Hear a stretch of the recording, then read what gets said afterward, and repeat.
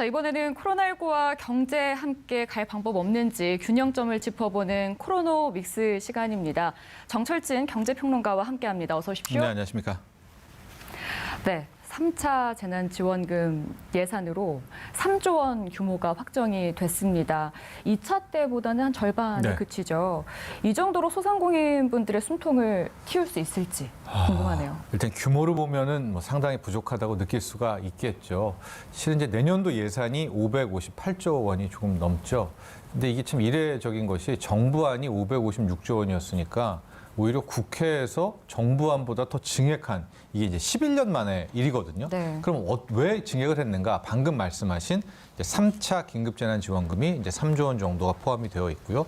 또 우리가 방금 전에 이야기했던 백신 여기에 또 9천억 정도를 추가 증액을 하면서 전반적으로 예산이 훨씬 더 커졌다 이렇게 볼 수가 있는데, 자 이제 논점은 핵심은 바로 이제 3차 긴급재난지원금의 규모가 적절하냐, 또 시기는 언제 지급하느냐, 또 대상은 어떻게 될 것인가에 대한 이제 많은 궁금증들이 나와 있습니다. 네. 그동안 1차, 2차, 3차 때를 좀 보면 1차는 12조 원, 전 국민의 보편적 지급이었었죠. 하고 그때는 경제와 방역을 다 잡는 취지였습니다. 왜냐하면 쿠폰 형식이어서 오프라인에 나가서 써야 되잖아요. 그러니까 경기도 살리면서 방역을 하겠다라는 취지였고요. 그다음에 2차부터는 이제 선별적 지급이었었고 실제적으로 경제보다는 생존을 위한 지급이었단 말이죠. 네.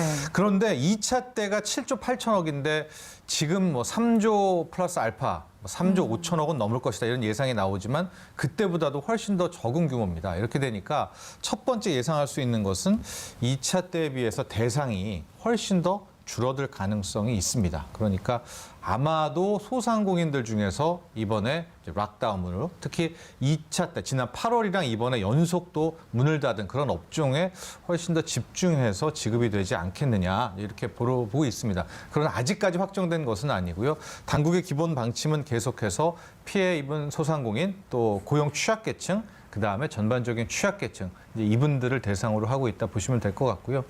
지급 시기도 연말 얘기 나왔습니다만 아무래도 설 때까지는 좀 더 지켜봐야 될 것 같다 이렇게 보고는 있는데 규모 때문인지 좀 이제 부족하다는 이야기 계속 나오고 있습니다. 네. 2차 때 생각해 보면 기대했던 것만큼 효과는 없었던 것 같거든요. 더 힘들어졌다라고 외치는 분들이 많았기 때문에 무엇 때문이었을지가 궁금해요. 아무래도 그렇습니다. 좀 지급 방식이 문제였을까요? 네.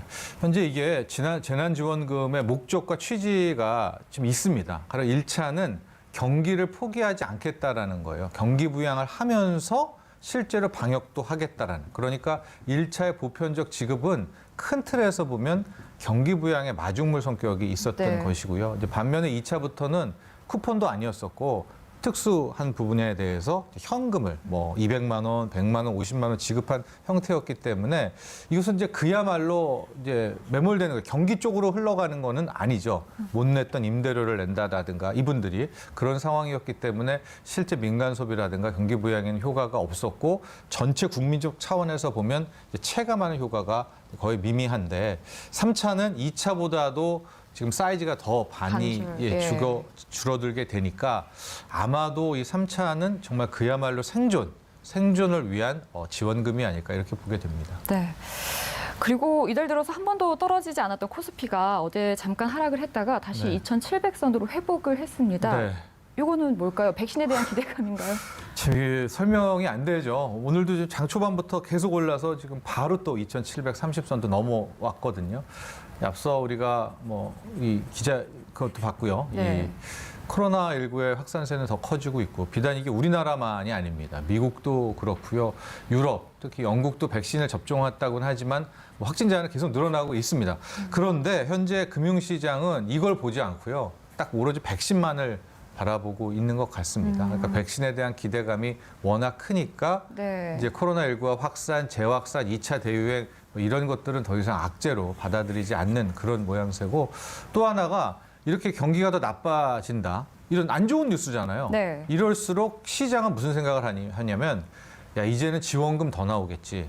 돈 더 풀겠지라는 생각이 드니까 현재 실물로는 돈이 안 가잖아요. 그 기대감이 다 주식 또 부동산 이렇게 가고 있습니다. 네, 마지막으로요. 코로나 확산세가 심해지면서 은행들이 문을 일찍 닫고 있어요. 네, 이 상징적이란 걸로 보면 될 것 같아요. 그러니까 9시 반에 문을 열고 이제 3시 반에 닫게 되니까 많은 이제 일부 댓글들이 이렇게 보면은 아니 그렇게 늦게 연다면은 뭐 코로나 바이러스가 피해가느냐 9시부터 9시 반에는 뭐 창궐하고 피해가느냐 이런 네. 건데요. 뭐 은행 측도 그렇고 이렇게 하게 되는 금융권에서는 이게 30분 늦게 열고 30분 먼저 닫는 것이 사람들의 뭐 외출이라든가 이런 것들 대면 접촉을 피하려는 하나의 그런 의도다. 그나마 줄이려는 의도다. 이제 이렇게 이야기를 했습니다. 그러니까 이게 막 닫는다고 해서 그 시간대를 코로나가 뭐 피해 간다라기보다는 앞서 우리 기자회견 때도 봤지만 전 국민이 이번 3주 동안만큼은 네. 좀 정말